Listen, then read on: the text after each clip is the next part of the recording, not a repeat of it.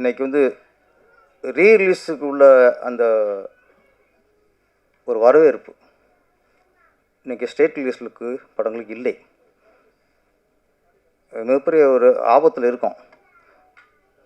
படையப்பா வந்துச்சு, பெரிய ஹிட்டு. அது கூட சின்ன இப்போ இந்த படங்கள் எதுவும் கலெக்ஷன் ஆக மாட்டேங்குது. இப்போ மங்காத்தா இன்னும் 4 நாளைக்கு ஃபுல்லாகிடுச்சு தேட்டலாம். அதோட அந்த படங்கள்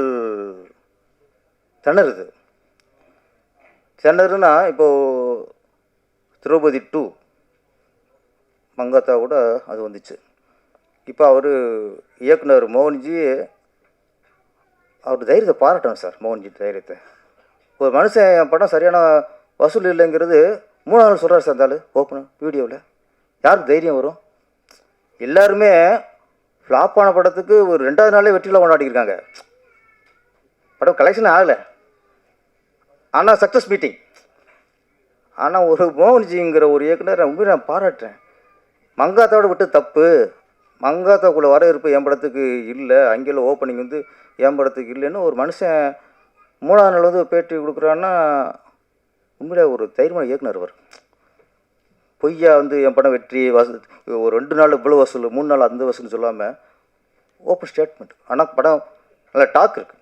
பார்த்தவங்க சொல்கிறாங்க நல்லா இருக்குங்கிறாங்க.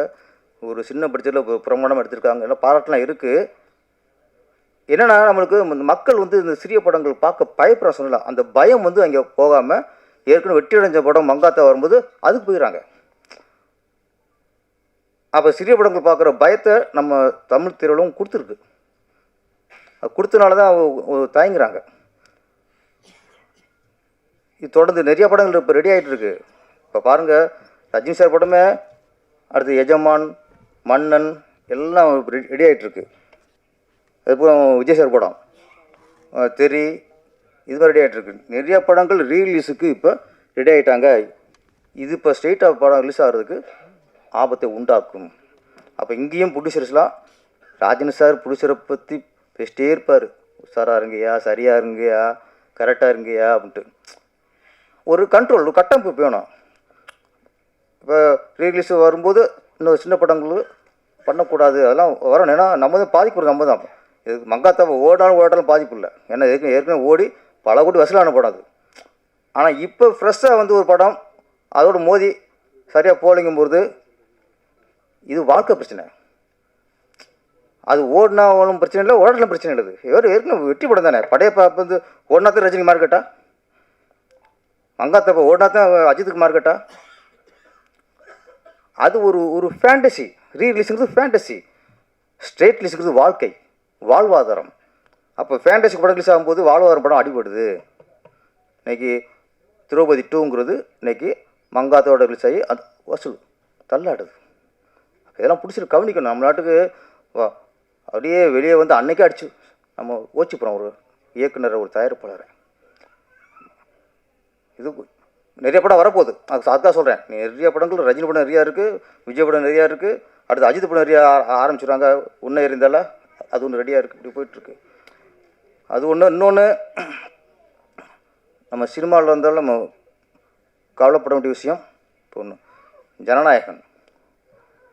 யாரும் வந்து இப்போ கவலைப்படுற மாதிரி தெரில. அதை பற்றி சென்சார் பிரச்சனையில் ஒரு படம் சென்சார் பிரச்சனையில் எத்தனை நாள் இழுத்தடிக்குங்கிறது கேள்விக்குறியாக இருக்குது. ஏன் இது சென்சார் காரணமா, சிலர் மத்திய அரசு காரணமா, பிஜேபி காரணமா?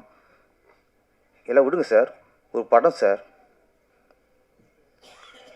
சென்சார் ஒரு படைப்புங்கிறது சில சென்சார் வன்முறைனா வன்முறை குறைம்பாங்க, ஆபாசம் அதிகம் ஆபாசத்தை குறைம்பாங்க, இல்லை கூடுதலாக இருந்தால் ஏசிபிட்டு கொடுத்துருவாங்க, ரிலீஸ் பண்ணிக்கோ, ஆனால் ஏசிபிட்டு தான்பாங்க. இவ்வளோ தானே சார் மேட்ரு, இவ்வளோ தானே மேட்ரு. அதில் நீங்கள் கட் பண்ண சொல்லி அவன் கட் பண்ண மாட்டோம் அப்படின்னு பிடிவாதம் இருந்தீங்கன்னா பிரச்சனை இருக்கும். என்ன சொன்னீங்க? என்ன வெளிப்பட கோர்ட்டு படக்கும் வெளிப்படைத்தன்மை வேணும், அதுவும் இல்லைங்க. இப்போ நான் ஒரு இயக்குனர், ஆனால் சினிமாக்காரன் நான் பேசும்போது ஒரு திரைப்படம் ஏன் ஒரு சென்சாருக்கு போய் ஏன் அத்தனை நாள் ரிலீஸ் ஆகாமல் இருக்குது? நான் ஒன்று சொல்கிறேன், மத்திய அரசுக்கும் சொல்கிறேன், சென்சாருக்கும் நான் சொல்லிக்கிறேன்.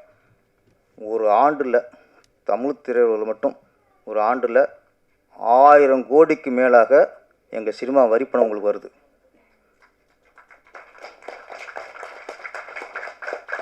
டிக்கெட்டில் மட்டும் சரி, டிக்கெட்டில் மட்டுமே உங்களுக்கு 1000 கோடிக்கு மேலே வருது. அதுபோக நடிகர்கள் இங்கே 200 கோடி வாங்குறாங்க, 250 கோடி வாங்குறாங்க, 100 கோடி வாங்குறாங்க, 50 கோடி வாங்குறாங்க. இவங்க கட்டுற டேக்ஸ் இருக்குல்ல, 200 கோடிக்குனா கண்டிப்பாக அவங்க 20 கோடியாவது கட்டி ஆகணும். இவங்க கட்டுற நடிகைகள் டைரக்டர்கள் இவங்க கட்டுற டேக்ஸும் 1000 கோடிக்கு மேலே உங்களுக்கு வருது, கூட வரும் சார். அப்போது எங்கள் திரையுலகை பொறுத்த வரைக்கும் வருஷத்தில் உங்களுக்கு ஆயிரக்கணக்கான கோடி வரி பணம் சென்ட்ரல் கவர்மெண்ட்டுக்கு வருது. அந்த பணத்தில் தான் சென்சார் ஆஃபீஸருக்கும், சென்சார் உறுப்பினர்களுக்கும், சென்சார் அமைப்புக்கும் சம்பளம் தராங்க. எங்கள் பணம். அதை நீங்கள் மனசில் வைக்கணும் சார், ப்ளீஸ். ஒரு படத்தை இந்த அளவுக்கு நீங்கள் பண்ணக்கூடாது.